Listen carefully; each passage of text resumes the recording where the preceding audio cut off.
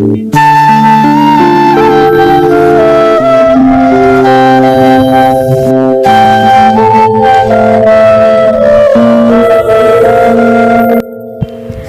स्वामी समर्थ. तुम्हा सगळ्यांच्या आपल्या स्वामी सूत्र ब्लॉग या चॅनलवर मनापासून स्वागत. स्वामी भक्त हो, आज पुन्हा एकदा तुमच्यासाठी नवीन स्वामी संदेश घेऊन आलेले आहे. आजचा संदेश जर तुम्हाला जाणून घ्यायचा असेल तर हा व्हिडिओ शेवटपर्यंत आवर्जून ऐका, कारण प्रत्येक स्वामी संदेश आपल्याला नवीन काहीतरी शिकवत असतं आणि जगण्यासाठी बळही देत असतं. आता स्वामी महाराज म्हटलं तर स्वामींकडे बघण्याचा प्रत्येकाचा दृष्टिकोन वेगवेगळा आहे. स्वामी महाराजांना प्रत्येक जण आदराचं स्थान देत असतं, पण प्रत्येकाच्या मनामध्ये स्वामींबद्दल एक वेगवेगळं नातं तयार झालेलं आहे.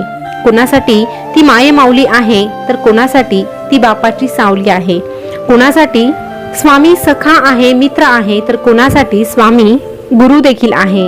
आता तुम्ही स्वामींकडे कुठल्या नात्याने बघतात हे कमेंट करून नक्की कळवा. थोडक्यात सांगायचं काय तर स्वामींशी असलेलं नातं सगळ्यात गोड आहे. आता कोणाचा आधार तर कोणाचं सर्वस्व आहे, आता कोणाचा आधार तर कोणाचं सर्वस्व आहे, पण माझे स्वामी मात्र माझ्यासाठी सारे विश्व आहे. माझे स्वामी मात्र माझ्यासाठी सारे विश्व आहे. स्वामी भक्त हो, एकदा आपलं स्वामींची नातं जुळलं की मग आपल्याला कोणाचीही कधीच गरज भासत नाही, कारण स्वामींमध्ये आपल्याला सगळी नातीगोती मिळून जातात आणि तीही निस्वार्थी वृत्तीची असतात. कारण आपल्या आजूबाजूला भरपूर नातलग असतात, भरपूर गोतावळा असतो, पण तरीही त्यामध्ये फक्त आणि फक्त स्वार्थ असतो. पण स्वामींचं एक असं नातं आहे जिथे खोट्याला स्थान नाही, स्वार्थीपणाला जागा नाही. तर असो, आजचा संदेश शेवटपर्यंत आवर्जून ऐका. नक्कीच स्वामींची कृपा तुमच्यावर झाल्याशिवाय राहणार नाही. तर स्वामी महाराज आपल्या प्रत्येक भक्ताला सांगतात, अरे गायीच्या कासेमध्ये राहूनही गोचिड जसे गायीचे दूध न पिता गायीचे रक्तच पित असते, तसेच ज्ञानी लोकांच्या सानिध्यात राहूनही मूर्ख लोक ज्ञान ग्रहण न करता त्यांच्यात फक्त वाईट गोष्टी शोधत बसतात.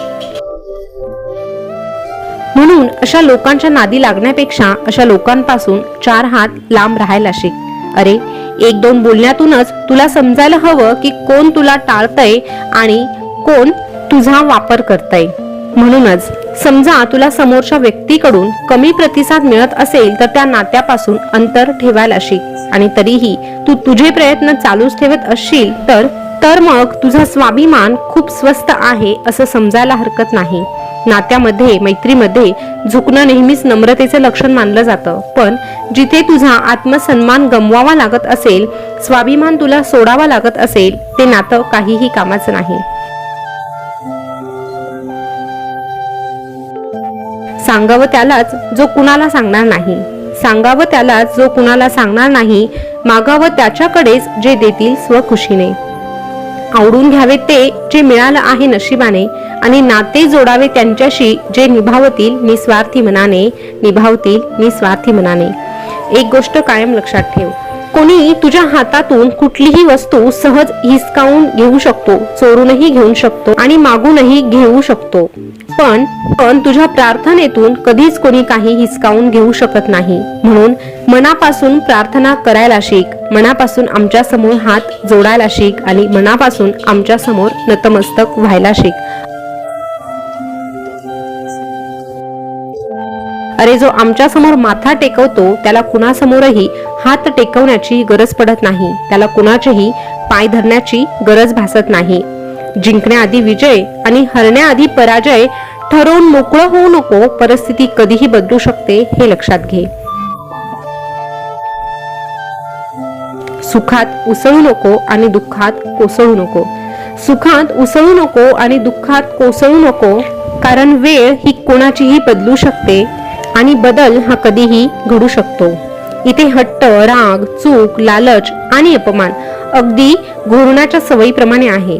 दुसऱ्याची असेल ना तर त्रास होतो, पण स्वतःची असेल तर साधं जाणीवही होत नाही.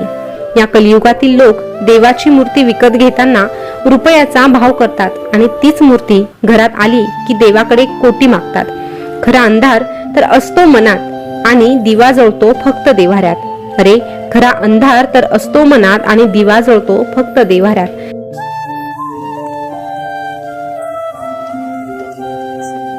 म्हणून तुला सांगतोय, आमच्या समोर दिवे लावण्यापेक्षा तुझ्या मनामध्ये जो अंधार पडलेला आहे त्याला प्रकाशित कर.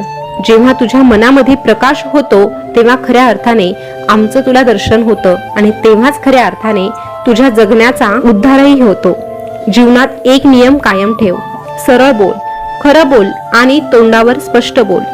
जे तुझे असतील ना ते थांबतील, तुला समजूनही घेतील. तुला काय म्हणायचं आहे हे देखील त्यांना समजेल.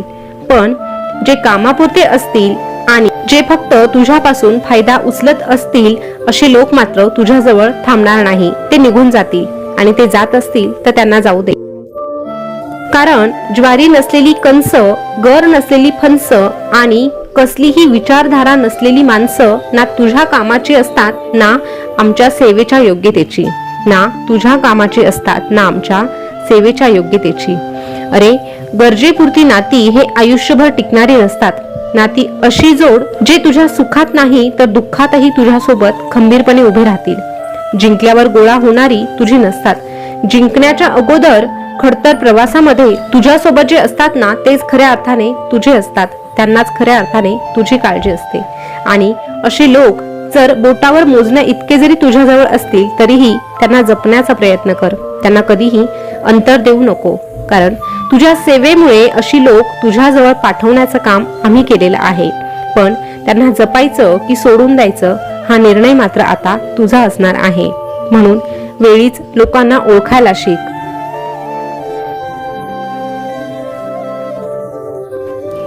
अरे, जीवन जगत असताना अडथळे आले, संकट आली म्हणून घाबरू नकोस. तुझ्या सोबत तुझी ही स्वामी माऊली कायम आहे हे विसरू नकोस. आमच्या भक्तांच्या पाठीशी आम्ही सदैव उभे असतो. अरे, आयुष्य म्हटलं तर खडतर प्रवास हा लागणारच. परंतु त्या खडतर प्रवासाला पार करून पुढे जाण्याची हिंमत जो दाखवतो त्यालाच खऱ्या अर्थाने आयुष्याची किंमत कळते आणि तोच खऱ्या अर्थाने आमचा भक्त म्हणून ओळखला जातो.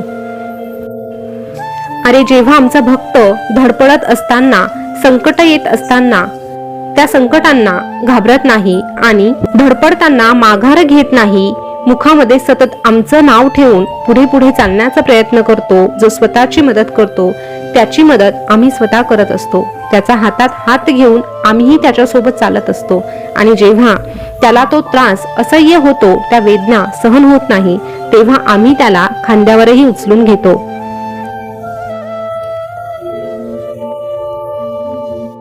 आणि अलगदपणे त्या संकटातून बाहेरही आम्हीच काढतो. फक्त हे ओळखण्यासाठी आमच्या भक्ताची कुवतही तेवढीच असायला लागते.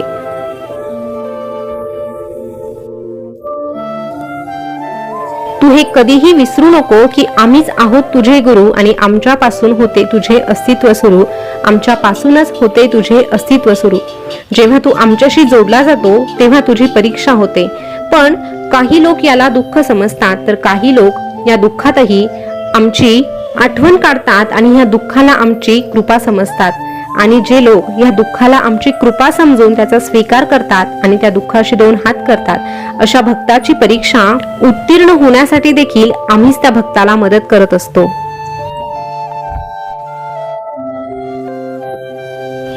म्हणून जे तुझ्या वाट्याला येत आहे ते तुझ्या चांगल्यासाठीच येत आहे आणि त्याने तुझं चांगलंच होणार आहे इतका विश्वास तू तुझ्या मनामध्ये ठेव. आणि आम्ही सदैव तुझ्या सोबत राहणार आहे इतका अतूट विश्वास जर तू आमच्यावर ठेवत असशील तर आम्हालाही तुला एकच सांगावंसं वाटेल की भिवू नकोस, मी तुझ्या पाठीशी आहे.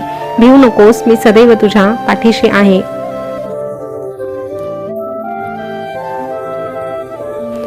स्वामी भक्त हो, आजचा स्वामी संदेश तुम्ही ऐकला असेल तर आजचा संदेश तुम्हाला कसा वाटला कमेंट करून नक्की कळवा. असेच नवनवीन स्वामी संदेश जाणून घ्यायचे असतील तर आपल्या स्वामी सूत्र ब्लॉग या चॅनलला सबस्क्राईब करा.